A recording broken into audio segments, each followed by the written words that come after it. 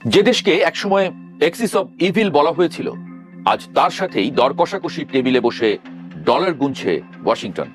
যুদ্ধের শেষে দেখা যাচ্ছে বোমা যতটা না কাজ করেছে তার চেয়ে বেশি কাজ করেছে হিসাবের খাতা। সবকিছুর শেষ আছে, যুদ্ধেরও আয়ু আছে।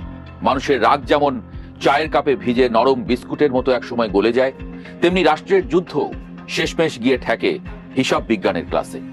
যতক্ষণ কামান গর্জে ততক্ষণ নেতারা বুক ফুলিয়ে কথা বলেন, কিন্তু গোলা বারুদের বিল যখন অর্থ মন্ত্রণালয়ের টেবিলে আসে তখন সেই বুকের বাতাস অনেকটাই বেরিয়ে যায়। এখন মধ্যপ্রাচ্যে ঠিক সেই দশা।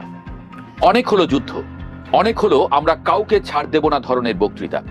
এখন আমেরিকা আর ইরান এমন এক মোড়ে এসে দাঁড়িয়েছে যেখানে মিসাইলের চেয়ে বেশি গুরুত্বপূর্ণ হয়ে উঠেছে ব্যাংক অ্যাকাউন্ট। একসময় যে ইরানকে পৃথিবীর সর্বনাশের কারণ হিসেবে দেখানো হতো, আজ সেই ইরানের কাছেই ওয়াশিংটন দরদাম করছে। আচ্ছা ভাই, ইউরেনিয়ামটা একটু কমাও আর আমরাও কিছু টাকা ছাড়ি। এই পৃথিবীতে নীতির চেয়ে নগদ টাকার শক্তি যে বেশি, তা নতুন করে আর বলার কি আছে।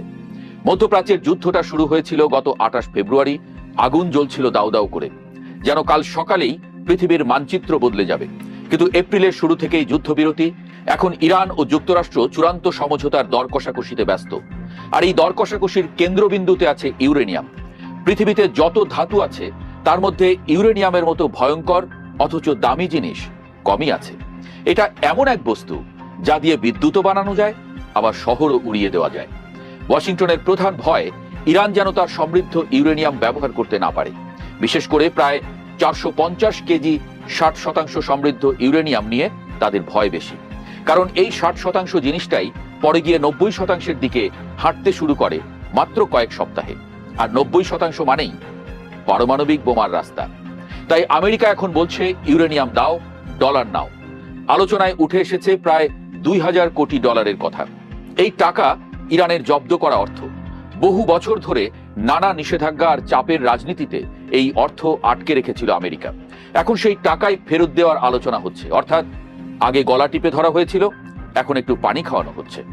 প্রথমে অবশ্য আমেরিকার মন এত বড় ছিল না। তারা বলেছিল, আচ্ছা 600 কোটি ডলার ছাড়ি, তা শুধু খাদ্য আর ওষুধ কেনার জন্য। কিন্তু ইরান ছেড়ে দেবার পাত্র নয়। তারা বলেছে আমাদের 2700 কোটি ডলার চাই। আর এখন দরদামে নেমে এসেছে 2000 কোটিতে। বাঙালির গরুর হাট আর আন্তর্জাতিক কূটনীতি দুই জায়গাতেই শেষ কথা কখনো প্রথম দামে হয় না। মজার ব্যাপার হলো, ট্রাম্প আবার প্রকাশ্যে এসে বলছেন কোনো অর্থ লেনদেন হবে না। এ যেন বিয়ের আগের সেই আত্মীয় যিনি সবাইকে বলেন আমি কিন্তু এসব বিষয়ে নেই, অথচ পর্দার আড়ালে তিনিই দেনমোহরের হিসাব লিখছেন। এই পুরো আলোচনায় পাকিস্তানও এক অদ্ভুত চরিত্র হয়ে উঠেছে। ইসলামাবাদে বৈঠক হচ্ছে, পাকিস্তান, মিশর আর তুরস্ক মধ্যস্থতা করছে। দক্ষিণ এশিয়ার মানুষ হিসেবে আমরা পাকিস্তানকে সাধারণত দেখি রাজনৈতিক নাটকের স্থায়ী অভিনেতা হিসেবে, কিন্তু এবার তারা আন্তর্জাতিক শান্তির দূত। ব্যাপারটা এমন যে পাড়ার সবচেয়ে ঝগড়াটে লোককে সালিশের চেয়ারম্যান বানানো হয়েছে। 11 এপ্রিল ইসলামাবাদে প্রথম দফার বৈঠক হয়েছিল, এখন আবার নতুন বৈঠকের কথা চলছে। তুরস্ক, মিশর, পাকিস্তান সবাই মাঠে নেমেছে। কারণ এই যুদ্ধে সবাই বুঝতে পেরেছে কার দৌড় কতটুকু। আমেরিকার মূল চাবি ছিল ইরান তাদের সব পারমাণবিক উপাদান যুক্তরাষ্ট্রে পাঠিয়ে দেবে। ইরান তাতে রাজি হয়। তাদের দাবি নিজের জিনিস নিজের কাছেই থাকবে, তবে মান কমিয়ে ফেলব। এখন একটা আপোষ প্রস্তাব চলছে। উচ্চমাত্রার সমৃদ্ধ ইউরেনিয়ামের কিছু অংশ তৃতীয় কোনো দেশে পাঠানো হবে, বাকিটা আন্তর্জাতিক পর্যবেক্ষকদের সামনে মান কমিয়ে ফেলা হবে।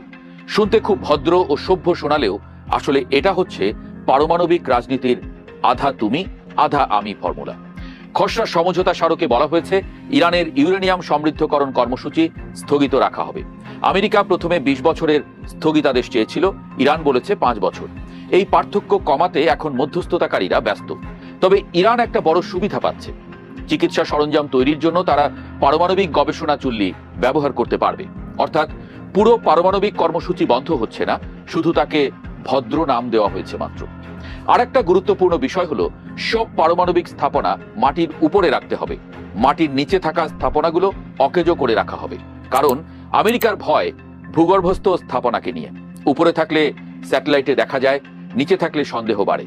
আন্তর্জাতিক রাজনীতিতে সন্দেহ এমন এক জিনিস যা প্রেমিকার মোবাইলের পাসওয়ার্ডের চেয়েও ভয়ঙ্কর। হোয়াইট হাউসের মুখপাত্র আনা কেলি এই আলোচনাকে ফলপ্রসূ বলেছেন, তবে বিস্তারিত বলতে চাননি। কূটনীতিতে ফলপ্রসূ শব্দটার মানে সাধারণত এই, এখনো ঝগড়া পুরোপুরি ভাঙেনি। অন্যদিকে রিপাবলিকান সিনেটর লিন্ডসে গ্রাহাম বলেছেন, ট্রাম্প সরাসরি ইরানিদের সঙ্গে কথা বলেছেন। ফোনালাপে বেশ দরদামও হয়েছে। পৃথিবীর সবচেয়ে শক্তিশালী দেশের প্রেসিডেন্ট এখন ফোনে বসে ইউরেনিয়ামের হিসাব করছেন। এ দৃশ্য দেখলে হয়তো পুরনো যুদ্ধবাজ রাজারা কবরের ভেতর থেকেও অবাক হতেন। ট্রাম্প আবার সাংবাদিকদের বলেছেন, আমরা চুক্তির খুব কাছাকাছি আছি, চুক্তি না হলে আবার যুদ্ধ শুরু হবে।